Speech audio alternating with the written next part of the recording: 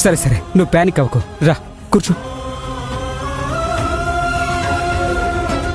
కూల్గా ఉండు.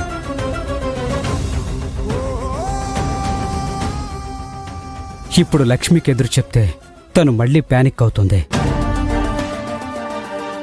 ఇప్పుడిప్పుడే తగ్గుతున్నా బాగవుతున్న తను మళ్ళీ కుదేలైపోతుంది.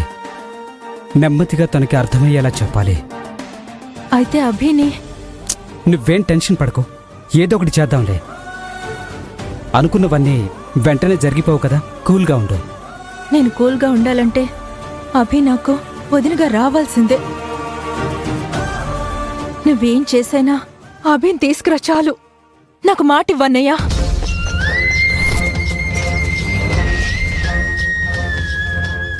అభిని నాకు వదినగా తీసుకొస్తానని నాకు ప్రామిస్ చేయి. ఇప్పుడు నేనేం చేసినా లక్ష్మి వినే పరిస్థితుల్లో లేదు. కుదరదని చెప్తే మళ్ళీ ప్యానిక్ అయ్యే ప్రమాదం ఉంది. ఇప్పుడేం చేయాలి? అన్నయ్య నిన్నే. ఏం ఆలోచిస్తున్నావు? నాకు ప్రామిస్ చేయి. సరేనమ్మా, నువ్వన్నట్టు చేస్తానులే, కానీ ఒక్క నిమిషం ఉండి ఇప్పుడే వస్తాను.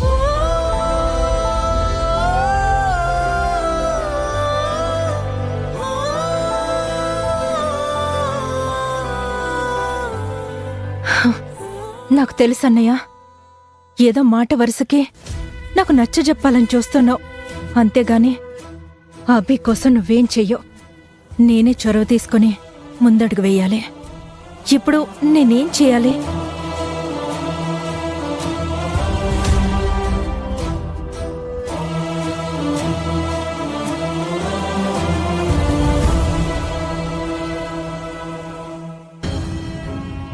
ఎస్, ముందు అన్నయ్యతో పాటు అభిని బయటికి పంపించాలి.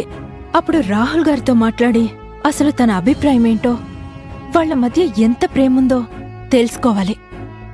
ఆ తర్వాత అన్నయ్యకి అభిని ఎలా దగ్గర చేయాలో ఆలోచించాలి.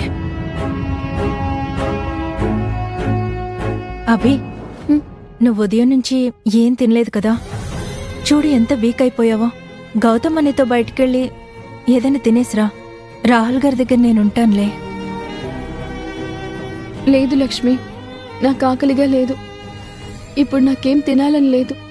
నేను నా భర్త దగ్గరే ఉండాలి. ఆయన పక్కనుంటే చాలు, నాకింకేమీ వద్దు. మీరైనా చెప్పండి రాహుల్ గారు. మీ మీద బెంగతో అభి ఎలా నీరసంగా ఉందో చూసారా? ఏదో ఒకటి తినడమని చెప్పండి. లేదంటే నీరసంతో తను కూడా ఇదే హాస్పిటల్లో పేషెంట్లా మారిపోయేలా ఉంది.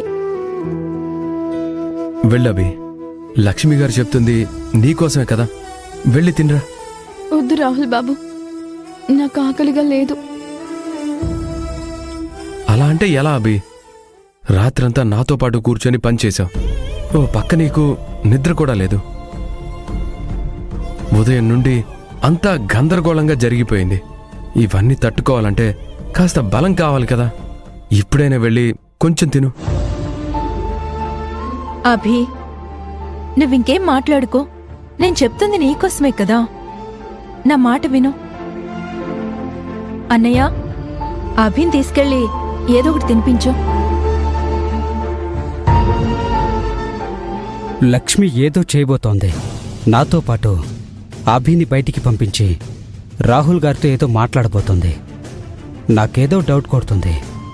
వాళ్ళిద్దరిని వేరు చేయడం కోసం ఏదైనా ప్లాన్ చేయడం లేదు కదా. నా మీద ప్రేమతో లక్ష్మి ఏం చేస్తుందో తనకే తెలియట్లేదు. ఏం చూస్తున్నావన్నయ్య? నీకే చెప్పేది. అభిని తీసుకుని బయటికెళ్ళి ఏదో ఒకటి తినేసిరండి. రాహుల్ గారిని నేను చూసుకుంటాను. చూడు ఎంత బలహీనంగా ఉందా అభి. వెళ్ళబి, వెళ్ళు.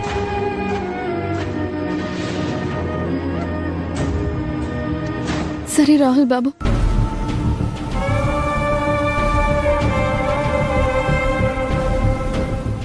ఇది మంచి అవకాశం.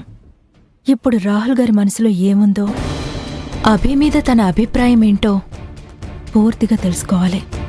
అప్పుడే నేనేదైనా చేసి అభిని అన్నయ్యని ఒకటి చేయగలను. రాహుల్ గారు, మీరు కూడా ఏమైనా తాగండి. ఉండండి, జ్యూస్ తీసుకొస్తాను.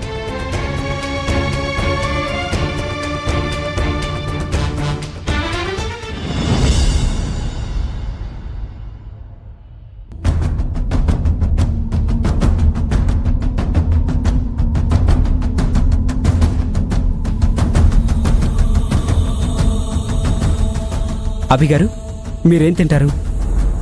నాకేం తినాలని లేదండి. అలా అంటే ఎలాగండి? చూడండి ఎంత నీరసంగా కనిపిస్తున్నారు. ఏదో ఒకటి తినండి. వద్దండి, ప్లీజ్. రాహుల్ బాబుకి ఇడ్లీ తీసుకుంటాను. సరే. వెయిటర్, చెప్పండి సార్. ఒక ప్లేట్ ఇడ్లీ పార్సిల్ చేయండి. Okay sir. హ్మ్.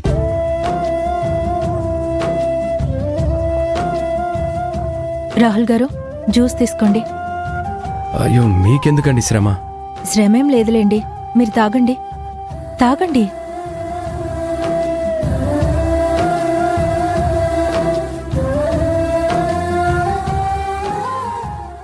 అభి గారు, మీ వారికేమీ కాదు, అంత బానే ఉంటుంది. మీరు అలా డల్గా ఉండకండి, నేను చూడలేకపోతున్నాను.